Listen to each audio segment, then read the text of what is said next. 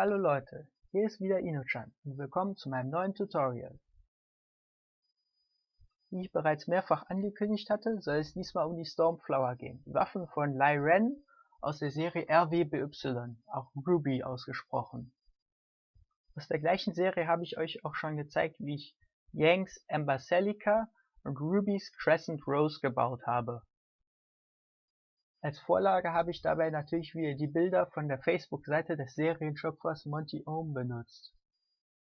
Kommen wir nun zu einer kurzen Zusammenfassung der wichtigsten Dinge, die ich für dieses Projekt gebraucht habe. Eine 2 cm dicke Styrodurplatte, eine Metallfeile und eine Holzraspel, Warbler, einen Heißluftföhn, Patexkleber, Holzleim, Modelliermasse und die 2 Hälften einer Splitstrike.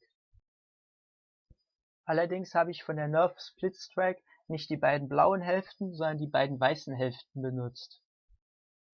Wie die Nerf Splitstrike funktioniert und was es mit der blauen und der weißen Hälfte auf sich hat, habe ich euch schon in diesem Video gezeigt. Der Grund, warum ich die Splitstrike in die Stormflower einbaue, ist natürlich der gleiche wie bei Crescent Rose, damit die Waffe im fertigen Zustand schießen kann.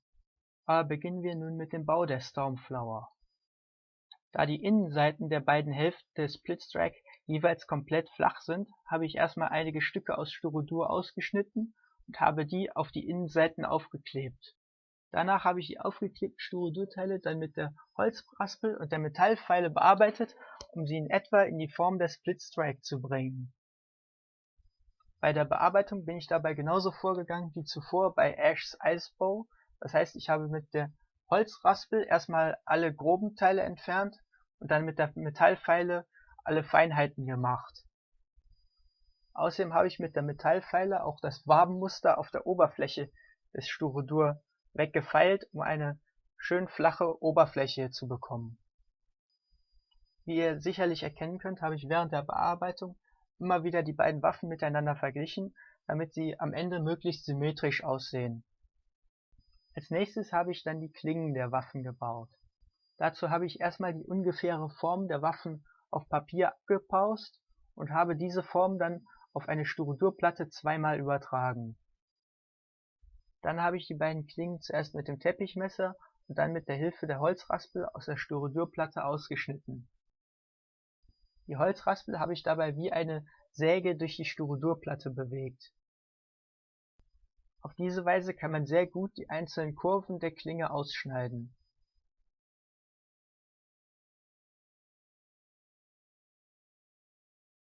Nachdem ich mit dem Ausschneiden der Klingen fertig war, habe ich erstmal die Verbindungsstellen zwischen den Klingen und den Pistolen angepasst, so dass ich die Teile später gut miteinander verbinden kann. Als nächstes habe ich dann die Klingen mit der Metallfeile bearbeitet, um sie in die richtige Form zu bringen. Wenn ihr mit der Metallfeile die schrägen Kanten der Klinge macht, solltet ihr darauf achten, mit der Metallfeile immer nur in eine Richtung über das Styrodur zu gehen. Denn wenn ihr mit der Metallfeile gegen den Strich der Styrodurplatte arbeitet, dann macht ihr die Oberfläche mehr kaputt, als dass ihr sie glatt bekommt. Nach der Bearbeitung sahen die Klingen dann so aus, wie auf diesem Bild zu sehen ist. Natürlich habe ich auch bei den Klingen die Oberfläche so lange bearbeitet, bis das Wabenmuster komplett weg war. Zwar ist das Muster hier noch leicht auf der Oberfläche zu erkennen, aber die Oberfläche ist trotzdem komplett glatt. Als nächstes habe ich die beiden Klingen dann vorne an die beiden Pistolen angeklebt. Damit ich die Klingen nicht festhalten musste, bis der Kleber getrocknet war, habe ich Wäscheklammern benutzt, um die Klingen abzustützen, wie man hier gut sehen kann.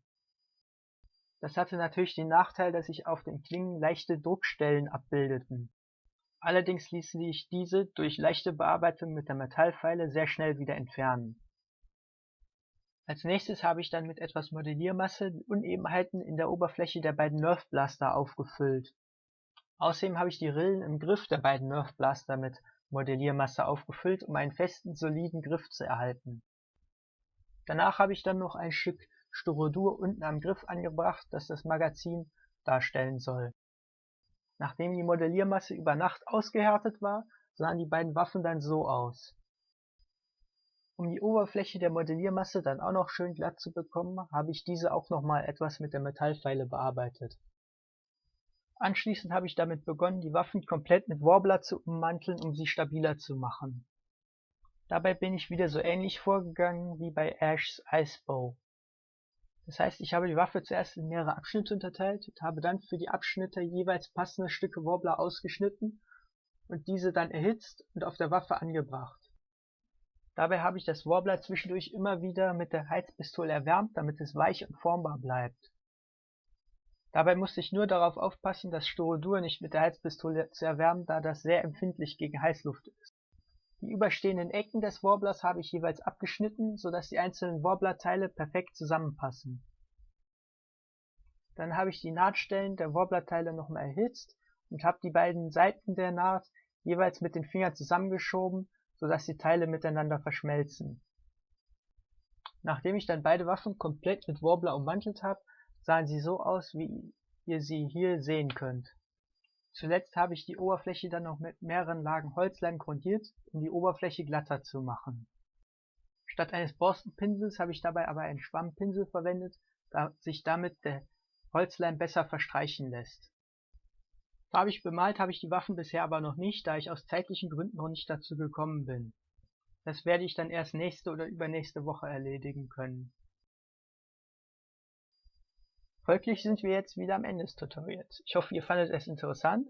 Falls ihr jetzt noch Fragen oder Kommentare haben solltet, schreibt sie doch unten in die Kommentarsektion.